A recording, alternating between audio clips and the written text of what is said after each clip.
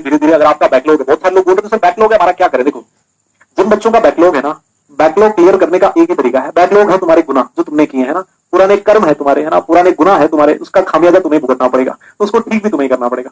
लेकिन backlog clear करने के लिए कभी भी लाइव क्लास को मत छोड़ो आप, है ना। बहुत सारे लोग ये सोचते हैं कि मैं पीछे का मैंने पढ़ा हुआ नहीं है तो मैं ये वाला नहीं पढ़ूंगा ना, पहले पीछे वाला पढ़ूंगा फिर ये वाला पढ़ूंगा। बिल्कुल ही गलत अप्रोच है।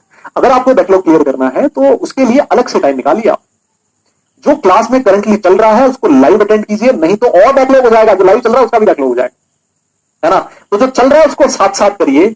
बैकलॉग क्लियर करने के लिए अलग से टाइम निकालिए। सर कहां से टाइम निकालें? अरे भैया टाइम तेरे पास बहुत है। तू खुद अगर ईमानदारी से बैठ के सोचेगा ना तो आपके पास खूब सारा टाइम है। आप थोड़ा बहुत जो इधर उधर भागने कूदने में टाइम लगाते हो उसको आप लोग जब तक आपकी बैकलॉग क्लियर नहीं होता था उसमें ले सकते हो काम में। यार दोस्तों के साथ जो तुम गप्पे मारते हो, थोड़ा जो सोशल मीडिया चलाते हो, थोड़ा सा घंटा भर सोने का टाइम तुम कर दो थोड़े दिनों के लिए, ताकि बैकलॉग जो है ना वो क्लियर हो जाए।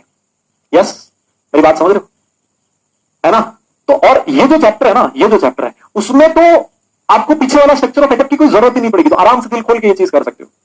हाँ, कई बार ऐसा होता है कि पीछे वाला जो टॉपिक होता है वो आगे काम में आता है, उस केस में आपको पीछे वाला पढ़ना पड़ता है और साथ वाला भी पढ़ना पड़ता है। लेकिन यहां तो आपका कोई भी टॉपिक ऐसा नहीं है मोल उस स्ट्रक्चर ऑफ एटम का जो इस चैप्टर में काम में आ रहा है, तो दिल खोल के आप लोग रिवीजन साथ साथ इसको कीजिए और एक्स्ट्रा टाइम निकाल के आप बैकलॉग कीजिए, है ना। और बैकलॉग में एक बार के लिए फटाफट से थ्योरी क्लियर करने की कोशिश कीजिए, है ना। थ्योरी क्लियर करने की कोशिश कीजिए, डीपीपी वगैरह बाद में देखिए, डीपीपी बाद में देखना, अभी एक बार के लिए थ्योरी क्लियर करने की कोशिश करना, ठीक है। और धीरे धीरे मतलब क्वेश्चन प्रैक्टिस करते देखो, एक दिन में आप लोग माहिर नहीं बनोगे। देखो सीधी सी बात है, एक दिन में कोई अर्जुन नहीं बन जाएगा, है ना। ये लिखा है ना सामने अर्जुनाज, है ना। एक दिन में कोई अर्जुन नहीं बन जाएगा, एक दिन में सामने मछली की आंख में कोई तीर नहीं मार देगा भाई। उसके लिए रिगरस प्रैक्टिस करनी पड़ती है।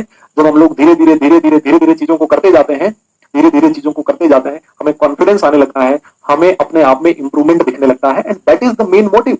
आपका मोटिव ये होना चाहिए कि हर दिन मुझे कुछ इंप्रूवमेंट आ रहा है। मुझे पहले मोल से डर लगता था, अब मैं मोल के क्वेश्चन सॉल्व कर पाता हूं। पहले मैं 5 क्वेश्चन भी सॉल्व नहीं करता था दिन में न्यूमेरिकल, आज मैं 20 क्वेश्चन सॉल्व कर रहा हूं, 30 कर रहा हूं, 40 कर रहा हूं, 50 कर रहा हूं, है ना। ये इंप्रूवमेंट अगर आपने 2 साल तक दिया, I can guarantee you final result आपके अकॉर्डिंग आएगा, है ना। हर दिन अपने आप में कुछ ना कुछ अच्छा करने की कोशिश करते रहो, है ना। एक दिन में सब कुछ नहीं हो जाएगा। हमारे साथ स्ट्रक्चर ऑफ एटम में दिक्कत क्या हुई, तुमने सोचा कि हम लोग 11th में आए हैं और पहली बार में स्ट्रक्चर ऑफ एटम में हम लोग तहलका मचा देंगे, है ना, क्योंकि हम तो 11th में आ गए।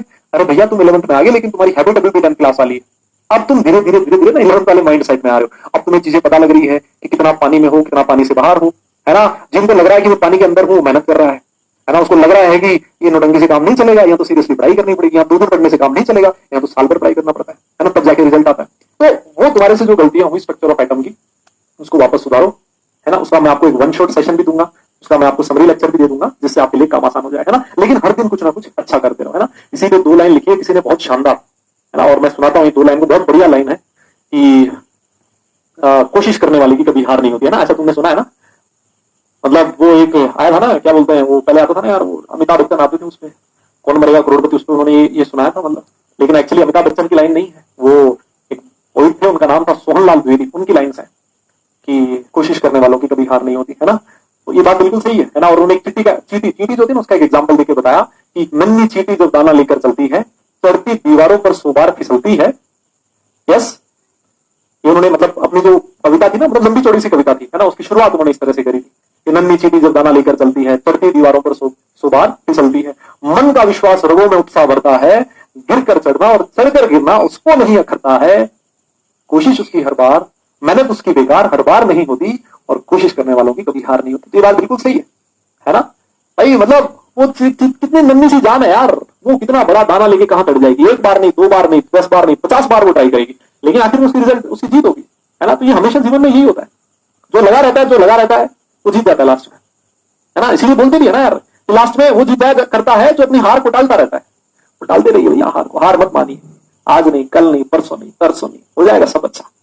खुश रह के पढ़ाई करिए, मतलब सबसे बड़ी चीज ये, इंसान खुश रह के मेहनत करेगा ना तो उसका रिजल्ट भी उसको अच्छा मिलेगा। और ऐसे मुंह फुलाए बैठे रहोगे पूरे दिन भर, मेरा तो बैकलॉग है, ये भी नहीं समझ में आता, फिजिक्स भी नहीं समझ में आती, मैथ्स भी नहीं आ रही, केमिस्ट्री भी नहीं आ रही, फिर बैठे रहो भैया, फिर तुम्हारी एफिशिएंसी कम हो जाएगी। उसके लिए एफर्ट करो, है ना, टेक एक्शन। कोई चीज नहीं समझ में आ रही, उसको ठीक करने के लिए क्या किया तुमने, क्या बैकलॉग है उसको ठीक करने के लिए क्या किया, that is the most important thing. ऐसे बैठे रहो, ये भी नहीं हो रहा, वो भी नहीं, अपने आप थोड़ी ना होगा भाई, कोई अवतार थोड़ी लेगा तुम्हारे लिए इस दुनिया में, नहीं लेगा ना। तो मतलब वही इंपॉर्टेंट चीज है, उसको ठीक करने की कोशिश करो। मैं आपसे ये चीज कहना चाहता हूँ, खुश रहिए और हंसते मुस्कुराते जरूर रहिए, क्योंकि काम पढ़ाई से चलेगा भैया, सिर्फ मुस्कुराने से नहीं, ठीक है। चलो फिर नेक्स्ट क्लास तक के लिए tata bye bye, love you all.